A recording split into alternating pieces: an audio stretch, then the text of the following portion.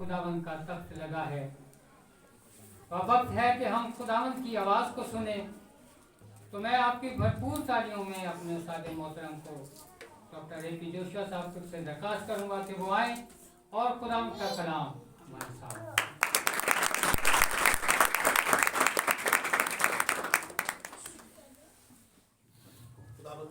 के नाम में आप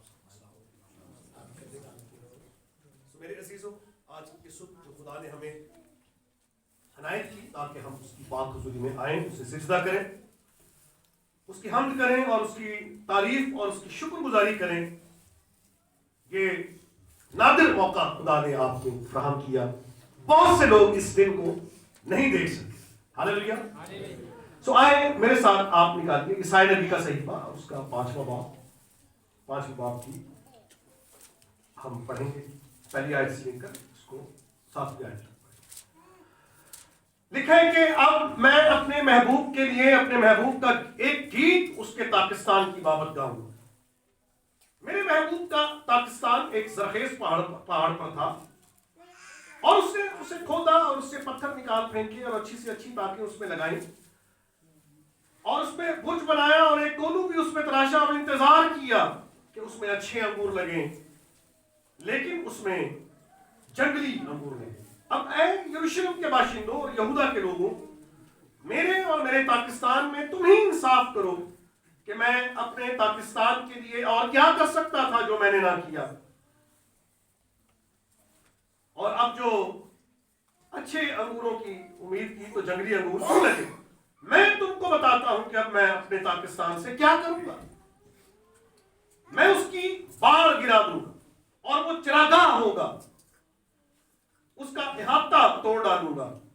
वो ना छांटा जाएगा ना निराया जाएगा, उसमें ऊंट कटारे और कांटे उगेंगे और मैं बादलों को हुक्म करूंगा कि उस पर मींह ना बरसाएं। खुदा के कलाम के पढ़े सुने जाने खुदा की बरकत हो। तो मेरे अजीजों, ये जो बयान पढ़ा गया है आपके लिए, ये एक शायराना एक अंदाज है, मुसन्निफ का इल्हामी तहरीर है, जिसमें खुदा की मोहब्बत का जिक्र करते हैं। पहले हिस्से में खुदा की मोहब्बत का वो जिक्र कर रहा है, खुदा की शफकत का और उस रहमत का जो इस पाकिस्तान पर हुई। बनी इस्राइल का घराना और यहूदा का घराना, जिसे तशबीह दी गई है कि मेरे महबूब का पाकिस्तान एक जरखेज पहाड़ पर था। तो ये जो पहाड़ है, ये इलाका मुल्क किनान का इलाका जो बारानी इलाका था, खुद ब खुद बारिशों से सैराब होने वाला। मिस्र में नालियां सींची जाती थी, लेकिन ये जो मुल्क है इसकी सैराबी का जो जरिया है वो पहली और पिछली बारिश बरसती थी इस मुल्क। और फिर जब जासूस गए हैं तो वहां पर ये उन्होंने बताया कि उनकी फसलें तो आसमान से बातें करती और अंगूर का गुच्छा जो उठाकर लाए थे, एक ही गुच्छा 2 अफराद। और अगर इस कौम की मौजूदा जो करंट सिचुएशन है उसको देखें तो पूरी दुनिया पर हावी है। यह है खुदावंद खुदा का महबूब, यह है खुदावंद खुदा का पाकिस्तान। उस मोहब्बत का जिक्र कर रहा है शायराना तशबीहन कि मैंने उसमें उसे खोदा, उसमें से पत्थर निकाल फेंके। बड़ी कौमें जो जाबिर कौमें थी, वो जब्बार जिनको उन्होंने देखा, जिनके कद लंबे, लंबी गर्दनों, बनी अनाकीम, जोरावर 7 कौमों को खुदा कह रहा है कि मैंने पत्थर निकाल फेंके। उनको बसाने से पहले वो जो पहली कौमें थी उनको निकालना नामुमकिन था खुदा की मदद के बगैर। वो आए और कहने लगे कि वो तो, हम तो उनकी नजर में ऐसे हैं जैसे टिड्डे हैं। वो इतने दराज कद है, इतने जोरावर है कि हम उनका मुकाबला नहीं कर सकते। लेकिन साहिब ईमान अफराद ने यह कहा कि नहीं, वो हमारी खुराक है। हालेलुया। वजह क्या है? क्योंकि खुदा हमारे साथ और खुदा की मदद और नुसरत से उन्होंने उन 7 बड़ी कौमों को वहां से निकालकर उस मुल्क पर कब्जा किया जो खुदावंद खुदा ने बाबा अब्राहम से उनको देने का वादा किया। देखा अच्छी से अच्छी ताकि उसमें लगाई और इसराइल की जो सरजमीन है वहां की जो ताक है वो मशहूर है। और इसराइलियों का जो श्वार था, यानी हैकल के सामने जो तस्वीर बनी हुई थी, दरवाजे के ऊपर जो तस्वीर थी वो ताक की तस्वीर थी, जिसके मुकाबले में खुदा यीशु मसीह ने ये जुमला कहा था कि मैं अंगूर की हकीकी ताक हूं। ये तस्वीर है, बेजान है, लेकिन मैं हकीकी, ये कॉपी है लेकिन मैं हकीकत हूं। मैं अंगूर का हकीकी दरख्त हूं और तुम मेरी डाली। उसी बेल की जो पेंटिंग थी उसके मुकाबले में खुदा यीशु मसीह ने अपने आप को पेश किया। अच्छी से अच्छी ताकें उसमें लगाई और उसमें बुर्ज बनाया और एक कोनू भी उसमें तराशा और इंतजार, इस कौम को छुड़ाया, ज़ाब्ता हयात दिया, जिंदगी बसर करने का ज़ाब्ता हयात, 613 अहकाम की बंदिश, 613 अहकाम की हिदायत और रहनुमाई उन्हें इताअत और कहा कि तुम मेरे हुक्मों पर अमल करना और यूं तुम पूरी दुनिया में मेरे लाडले बच्चे हो, तुम निराले हो। और खुदा ने उन मेहरबानियों को उन पर जाहिर किया, अपनी कुदरत को जाहिर किया, अपनी शफकत को, अपनी मोहब्बत को जाहिर किया। आप जानते हैं सारे वाकये को, मैं लास्ट मैसेज में जिक्र कर चुका। यहूदा के लोगों, अब है यरूशलेम के बाशिंदों और यहूदा के लोगों, मेरे और मेरे पाकिस्तान में तुम ही इंसाफ करो। ये खुदा की पुकार है, तुम ही इंसाफ करो कि मैं और क्या कर सकता था जो मैंने ना। और इस रुदाद को इल्हामी हैसियत हासिल है, उस तारीख को इल्हामी हैसियत हासिल है कि किस तरह से बुजुर्ग मूसा की सरपरस्ती में उस बड़े जत्थे को खुदा मुल्क किनान की तरफ ले गया। खुदा को किस तरह से उसने उनको वहां बसाया, खिलाया और पिलाया। आप सब जानते हैं इस वाक्य। और खुदा ये कह रहा है कि मैं और क्या कर सकता था जो मैंने ना किया।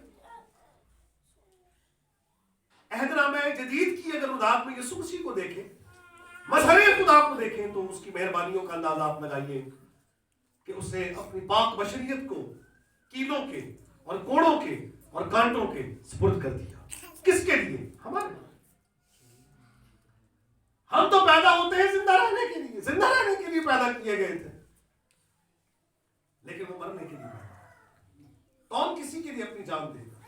लेकिन जब हम गुनहगार ही थे, जब हम गुनाह के सबब से दोज़ख में जाने को थे, तो उसी वक्त खुदा का बेटा आया और उसने अपनी पाक बशरियत को शरीर के मज़बे पर हम सब की निजात मुआफी के लिए और फिर से उस जलाल में दाखिले के लिए अपने आप को पेश कर दिया। और लिखा है कि वो इस तरह उनके सामने खामोश रहा जिस तरह बर्रा अपने बाल कतरने वालों के सामने बेजुबान होता है। उसके कपड़े उतार दिए, उसके मुंह पर थूका गया और तमाचे मारे गए। लिखा है कि उसने अपनी दाढ़ी को नोचने वालों के हवाले कर दिया और अपने चेहरे को जिल्लत और रुसवाई और थूक से ना छुपाया। ये साहब की किताब है। खुदा ने हम सब की बदकिरदारी उस पर ला दी। वो हमारे दरमियान क्या था? खुदा का मारा, कूटा और सताया हुआ। हमारी नजर में वो मरदूद, हकीर और मर्द गमनाक रंज का आशना। खुदा यीशु मसीह की जो सारा जो वाक्य है इंतहाई एक ऐसा वाक्य है जो रोंगटे खड़े करते। कोड़े जो मारे गए मसीह को, 39 कोड़े मारे गए उसकी कमर। किस लिए? किस लिए मारे गए? हम सब की बदकिरदारी उस पर ला दी गई है। यूहन्ना कह रहा है, देखो ये खुदा का बर्रा है जो जहान का गुनाह उठाकर, और मसीह कह रहे हैं कि मैं खुशी से अपनी भेड़ों के लिए अपनी हालेलुया। और बड़ा खूबसूरत जुमला है, मुझे अपनी जान देने का भी इख्तियार है और उसे फिर लेने का भी इख्तियार है। लोग इंजील को किस तरह से पढ़ते हैं, ये उनकी मर्जी, लेकिन जिसे जान पर इख्तियार है लेने और देने का, वो इंसान महज नहीं हो सकता। लेकिन तो भी उसने, बेटा बैठ जाए, तो भी उसने हम सब की खातिर उन दुखों को बर्दाश्त किया, हमारे गुनाहों को उसने अपने ऊपर दिया, हमारे गमों को उसने बर्दाश्त किया, हमारे इवज उसने उस सजा को, उन कोड़ों और कीलों और कांटों को बर्दाश्त किया है।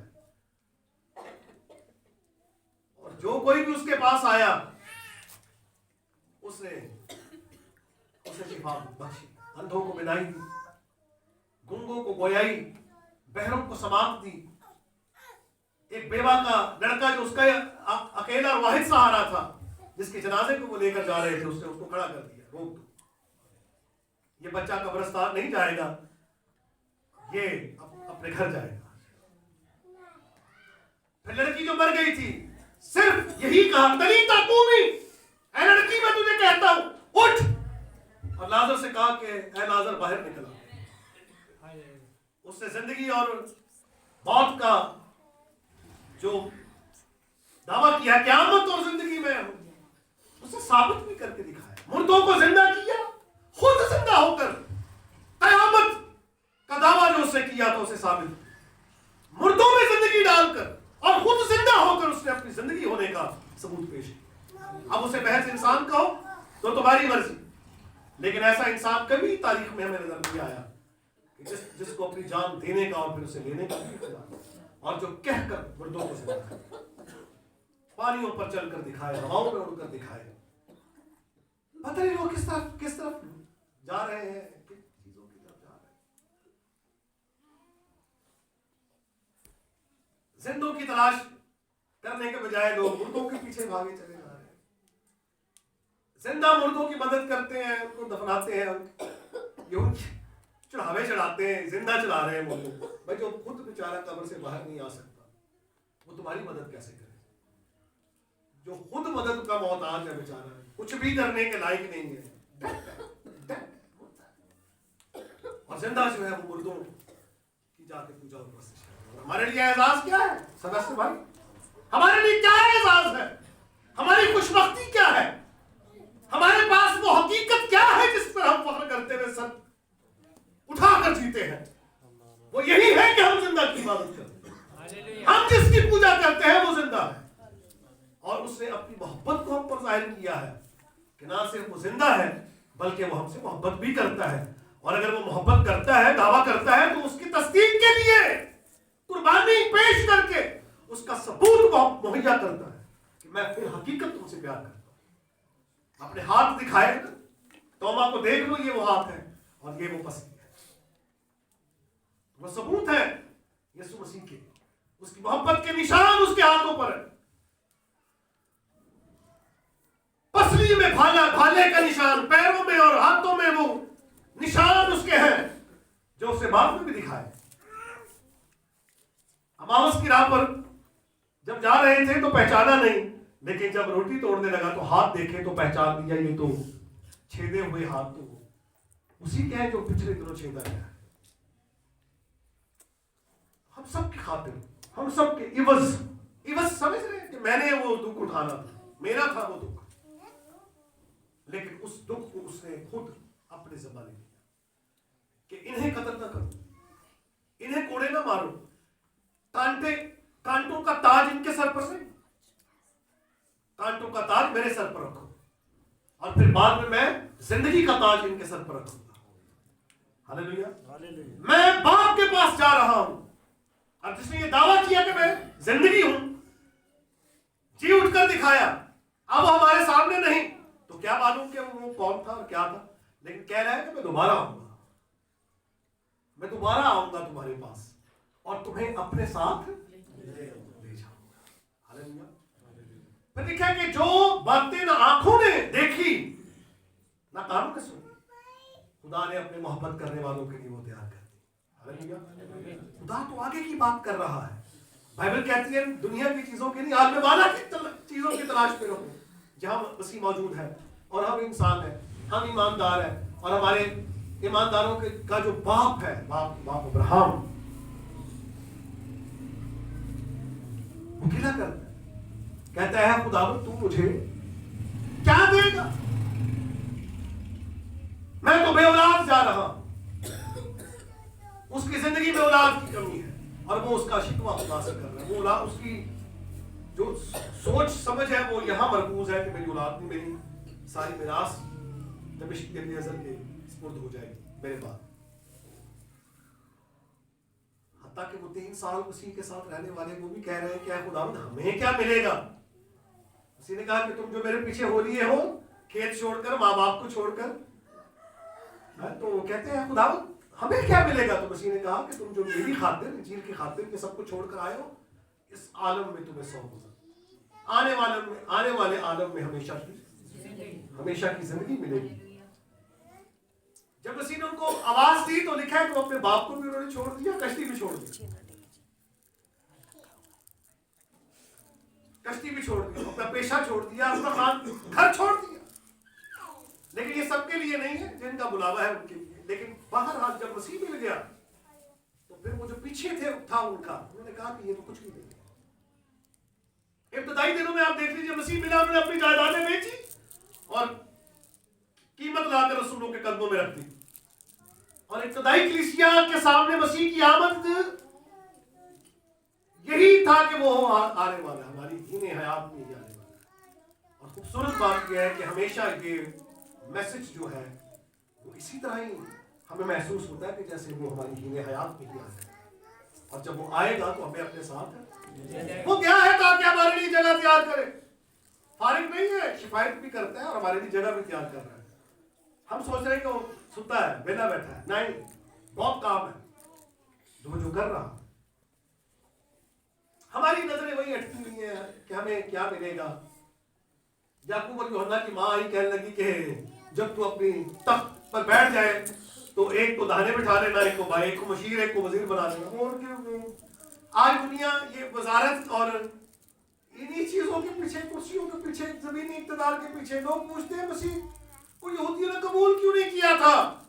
वजह ये थी कि जब मजहब के साथ लालच जुड़ जाए, इक्तदार की हवस जुड़ जाए, तो फिर हक सच का कोई साथ नहीं देता। फिर वो कुर्सी बचाते हैं, हक को मसलूब कर रहे हैं।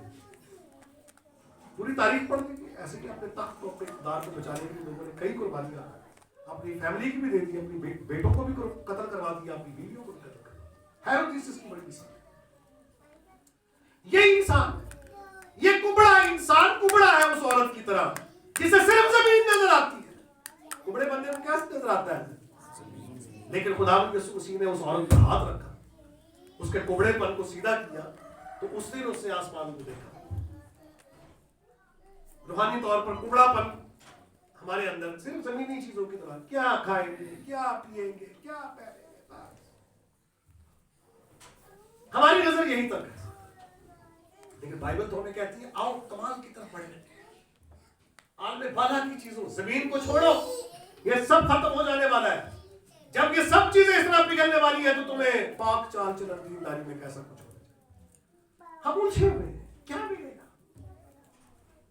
ये नहीं मिला, घर नहीं है, किराए का मकान है, अपना नहीं है, किराया है, ये है, जमीनें, प्लॉट, बिल्डिंगें, गाड़ियां, बस ये जितने ये आजकल की जो खिदमत है ना, सारी यही है। गाड़ी बंगले वाली, रूमों वाली कोई नहीं। एक पादरी ज्यादा भाई से मेरी बात हो रही, मैं इस बात मौजूद में बात नहीं करता, क्योंकि फिर वो कहते हैं ना अपना चिगा चुको तो टेढ़ा अपने लगा होता है। तो वो एक पादरी जाता है कि घर में 4 पादरी लगे हुए, भाई आप जाएं, आपको तो कहा जाओ सारी कौमों को जाकर सुनाओ, नाम सुनाओ। हिंदू है यहाँ पर, मुसलमान है, दूसरा है, कोई तीसरा है, एक ही घर में। फिर एक पादरी उठ नहीं देता, चंदा न दे दो माजरत के साथ, माफ कीजिएगा, करंट सिचुएशन की। अब वो असली चंदा देने थे, आएंगे पादरी के, आएंगे 2 बारी ना दे, देखो ना भी सीधा फाड़। हम ये उस पे रहते हैं, ये खुदा दा खादम। वो खुदा दा खादम किस नीयत में लाया है, तो देखो, ये भी तो देखें कि वो किस नीयत से आया है। जी असि प्रेसबिटेरियन नहीं, पैसे बटोरियन, पादरी कई पादरी है, लेकिन खुदा के खादम देखा दरख्त अपने फल से पहचाना जाता है। ये तो बस ऐसे ही, अब तो बस म्यार ही खत्म हो गया। वो जो खिदमत थी कभी, अब वो नहीं। बस अब ये है कि वो शीप स्टीलिंग भी है। शीप स्टीलिंग समझते हैं?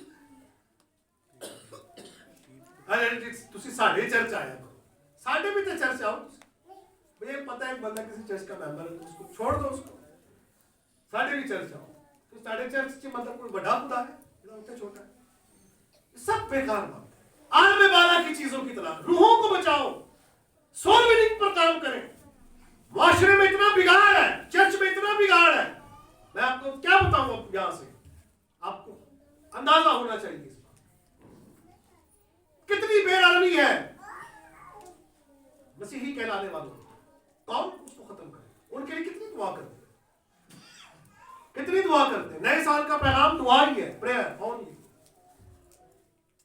और खुदा के साथ ताल्लुक की जो सबसे बड़ी पहचान है वो ये है कि जैसे ही आपको फुर्सत मिले तो आप खुदा के हुजूर में आए, दुआ करें, दुआ में ठहरें, दुआ करें। बहुत ज्यादा दुआ की बहुत ज्यादा जरूरत है। तो मेरे अजीजों, आलम बाला की चीजों की तलाश करें, बाइबल ये फरमा रही है। अब खुदा ये कह रहा है कि मैंने इंतजार किया कि उसमें अच्छे अंगूर लगे।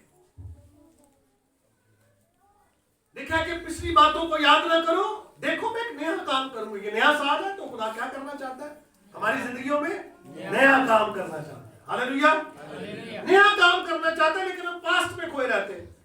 मतलूबा औरत नहीं मिली जिससे शादी होनी थी, मतलूबा मर्द नहीं मिला जिससे शादी होनी, उन्हें दुख दे बेची। मुझे पीने का शौक नहीं, पीता हूं गम बुलाने को। ये नु उच्चारण वो गाम नहीं बोलता, ये बुढ़िया नु बंदे ने तो बंदे बुढ़िया नहीं बोलती। बाइबल कह रही है भाई आगे का ख्याल करो, आगे जाना है हमको। उसी दुख में खुश के अंदर ही ब्लड प्रेशर का आएगा। क्या ये साथ माजी किस क्या है, माजी तो बहुत खत्म है। लेकिन हमने आगे पौलुस कह रहा है निशान की तरफ दौड़ा हुआ था। हालेलुया, निशान की तरफ दौड़ा हुआ जाता। उसके सामने एक टारगेट है, उसकी सोच में आलम बाला है। कहता मैं अपनी कुश्ती लड़ चुका, मैं अपनी दौड़ खत्म कर चुका, अब मुझे वो रास्तबाजी का ताज मिलेगा जो न सिर्फ मुझे मिलेगा बल्कि हर एक उस शख्स को मिलेगा जो उसके ज़हूर का आरज़ूमंद है। ये वो जाहिर होने वाला है, आने वाला है। क्या है तैयारी हमारी उसकी आने से पहले? खुदा तो कह रहे कि मैं क्या कर सकता था जो मेरे लायक। इंतजार किया, उसमें अच्छे अंगूर लगे। वो है ना पाकिस्तान में इंजीर का दरख्त लगाया, फिर उसमें वो फल ढूंढने आया। अब ये देखिए दूसरे हिस्से में खुदा की अदालत का जिक्र है, पहले हिस्से में खुदा की मोहब्बत का, एहसानात का जिक्र है, उन कामों का जो खुदा ने किया। लेकिन जब उस ताक को लगाया गया और उसमें से फल ना मिला, और यह लिखा कि मैं ना उसे क्या लिखा है कि उस ना वो छांटा गया ना डराया गया। तो जब कहा गया कि ऐसे कांच डाल के जमीन को क्यों रोके रहे, तो बागबान ने कहा कि इस साल भी तू इसे रहने दे। ये है फजल। यहां नजर आ रही है शरीयत। फिर मसीह जब आए हैं तो फिर शरीयत के साथ फजल भी हमें नजर, फजल की भरपूरी है। इस साल तू इसे और भी रहने दे। मेरे अजीजों, 2023 आपको दिया गया है, लेकिन क्यों? टाइम वेस्टिंग के लिए और बातों में बस कोई नहीं, फल लाने के लिए। फल लाना है।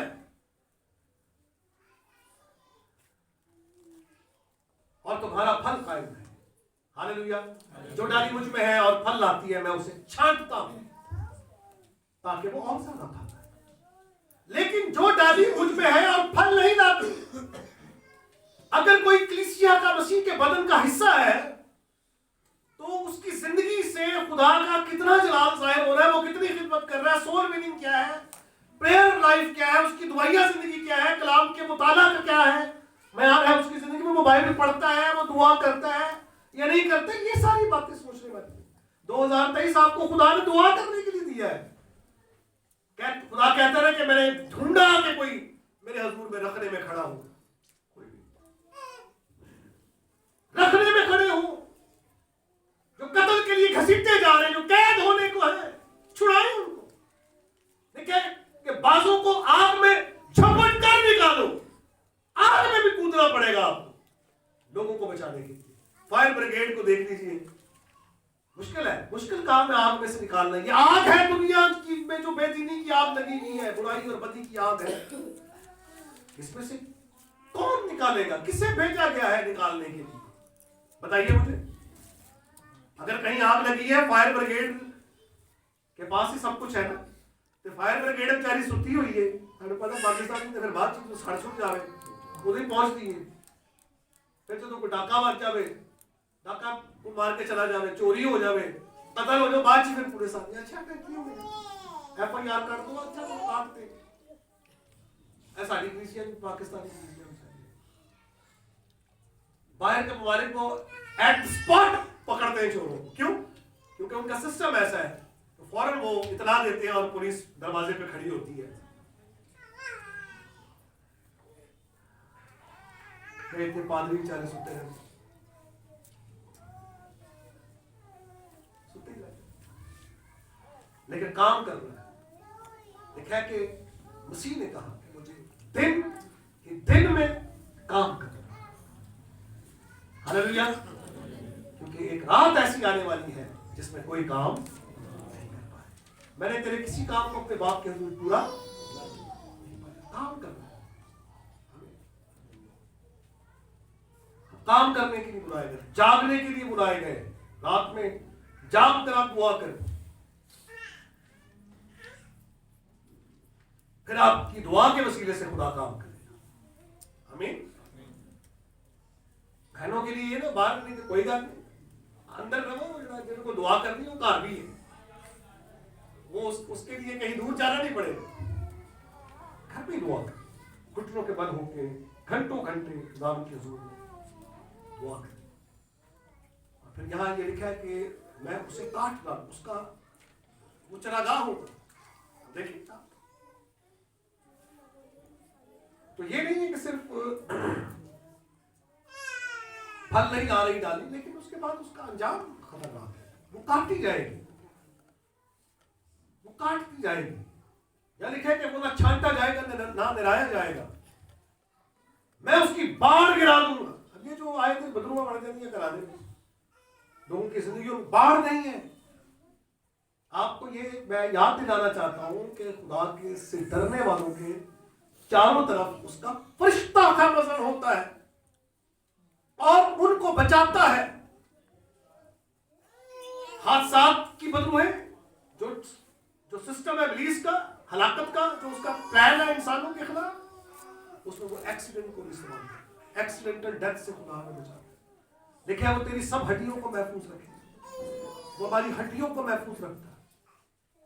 आमीन। शैतान ने कहा कि मैं उसे कैसे छूऊं जबकि तूने उसके चौगिर्द क्या बना रखी है। ये बात हमेशा याद रखें कि आपके चौगिर्द हिफाजती बाढ़ है।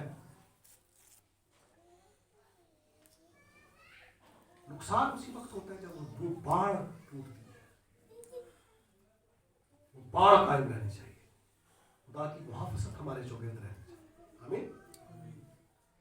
और फिर यहां लिखा है कि मैं बादलों को हुक्म करूंगा कि वो उस पर मींह ना बरसाए। बरकत रुकती है जब हम उस तरह से नहीं चलते जैसे खुदा चाहता है, हमारी ब्लेसिंग रुकती है, हमारी बरकत रुकती है। हमें खुदा की फरमाबरदारी करते हुए, खुदा के ठीक है दुनिया में रहते हुए आपकी जॉब ड्यूटी है, लेकिन उसके साथ हम खुदा का काम करना ना भूलें और अपनी सोच को वसी करें, आलम बाला की चीजों की तलाश करें, फल लाए, खुदा के जलाल के लिए काम करें। और फिर यहाँ लिखा है कि जो डाली मुझ में है मैं उसे छांटता हूं ताकि वो और ज्यादा फल लाए। आखिरी बात क्या है कि मैं इस बात को बंद करूंगा। आज इस समय जमीन पर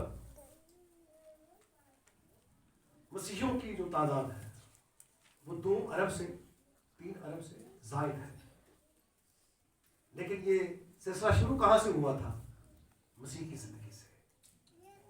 लिखा है कि जब तक जमीन में गिरकर दाना, सिंगुलर है, वहां लिखा है सिंगुलर, दाना, दाने नहीं दाना, जमीन में गिरकर मर नहीं जाता, अकेला रहता, लेकिन जब वो मर जाता है तो फिर बहुत सफल होता है। वो एक इसी आयत की बुनियाद पर शेर भी है ना इलामा इकबाल का कि दाना जमीन में गिरकर ही गुनो गुलजार होता।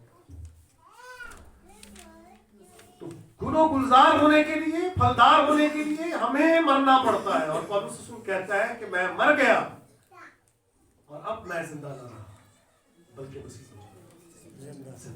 हालेलुया। सो आए हम सब सर को झुकाएंगे, गुजारी करेंगे, दुआ करेंगे। Praise you, Father.